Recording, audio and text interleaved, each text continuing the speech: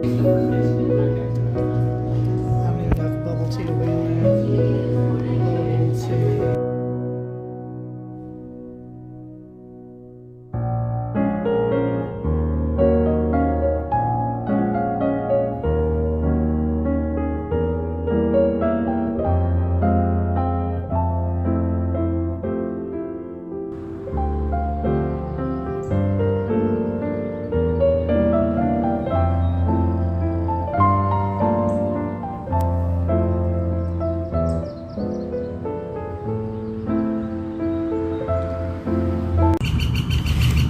Welcome to the books I got.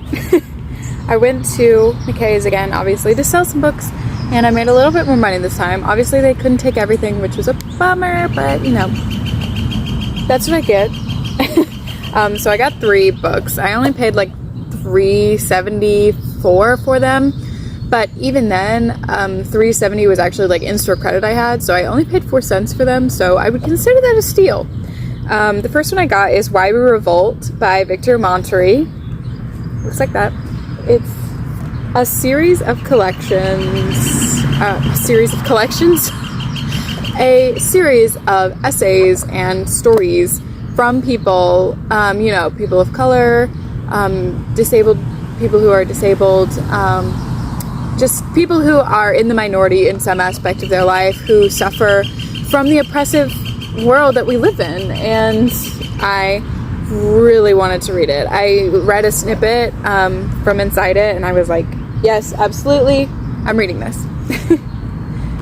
Next, I got The Sum of Trifles by Julia Ridley Smith. First of all, the cover is gorgeous.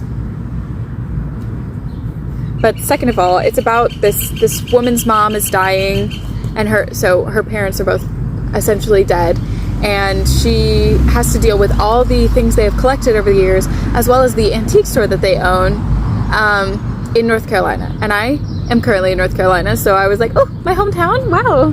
Obviously not my actual hometown. That would be insane. But so it's just different pieces of like the things she's collected, the stories behind it, and things like that. And I thought it would be really sweet. I expect it to make me a little bit somber, a little bit melancholy, appreciate my family a little bit more, but I am excited to read it. And last but not least, I got Twilight New Moon. It's the biggest book I got, but it's also the silliest book I got. And I mainly got it because I have the first Twilight.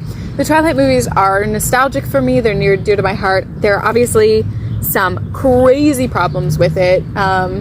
And, you know, I think you can find value in a piece of movie or literature and still understand that it has its faults and that there are things about it that are weird. But I'm glad to see that Twilight is sort of coming back into, like, pop culture discourse, because it's an interesting story. And it's just, she made some weird choices, I gotta say. But, so I have the first Twilight, so now I have New Moon, so I'm probably gonna speed read this. The store also had Eclipse and Breaking Dawn, which are the last 2 books, obviously. But they were hardback, and I only have paperback for these books, so I really don't want to like switch format, you know? Like, I don't want to go to that. So I think I'm just gonna search elsewhere. I know that would be the cheapest version, so I might end up doing that anyways, just because it was like $1.75 for a giant hardback of Breaking Dawn, and like, how can you pass that up? So it depends. I normally look around on apps like Thrift Books and stuff like that, where I normally get my books. They have like the super cheap versions of books, so if I can find a paperback that is relatively cheap and I have access to money, that would be great, because I am gonna have access to money soon because I got a job. I got a job as a summer camp counselor in my hometown. It doesn't start yet. It starts sort of at the end of May, so I won't be making money for a little while, but that is okay, because I will have time to, I also applied to be an online tutor, and you know, I have friends who I used to nanny for that hopefully they'll need some babysitting or some house sitting done, so fingers crossed that I can make a little bit of money before work starts. And work will be super fun because, as I said, I just used to be a nanny, so I really enjoyed that type of work, so I'm excited. I think it'll be fun. Hopefully, potentially, I'll be working with 5 and 6 year olds. The guy who interviewed me was like, yeah, people don't normally want to work with 5 and 6 year olds. You know, that's the least favorite group. And then he named all the other groups, and then he said, so which group do you want to work with? And in my head, I thought, well, the least favorite group, obviously they're going to need more people who want to work there. So I said 5 and 6 year olds, which I actually don't mind 5 and 6 year olds. So fingers crossed that's where I end up, and that it's fun, and that I get money. Okay, I'm going to read probably New Moon, maybe the others, I haven't decided, but I really want to read New Moon, so. Okay, bye!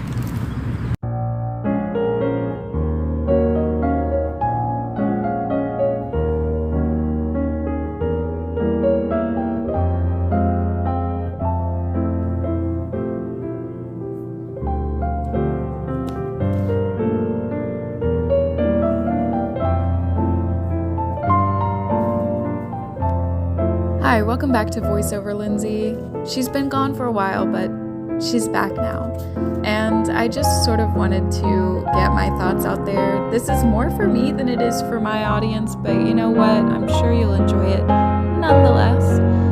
Since school is ending by the time you see this, I'll probably be working my way back home for the summer, but I'll still be really busy, and it makes me sort of sad that I don't have time to rest, but at the same time, it's sort of a necessity for me, and I guess I'm just becoming another person in this world who has to work all the time for their living, or you know, their life, and it makes me kind of sad. I just think, you know, I won't get summers off anymore when I have a regular job, and that kind of stinks, you know? Like, why don't we get more time off? Why don't we all have shorter work days and shorter work weeks? And I don't know, maybe that's really stupid. I haven't thought about it hard enough to have any concrete opinions, but I do know that I would love to not work that often. I do admit I like working. I enjoy having something to do. I enjoy going to school and having homework because it fills my time. I get bored really easily if I don't have like a set thing that I can work on. So I do appreciate it, but at the same time, I wish I had more space and freedom to relax and rest on my own. Other than that, I'm trying to get back into making gaming videos if anyone cares, but I had a problem with gaming recording on my computer, but I think I figured it out, so hopefully I can start doing that a little bit more again.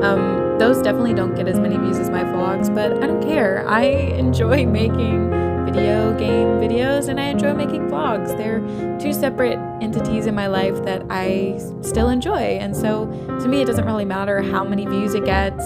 It just matters that I am happy with it and that I enjoyed making it.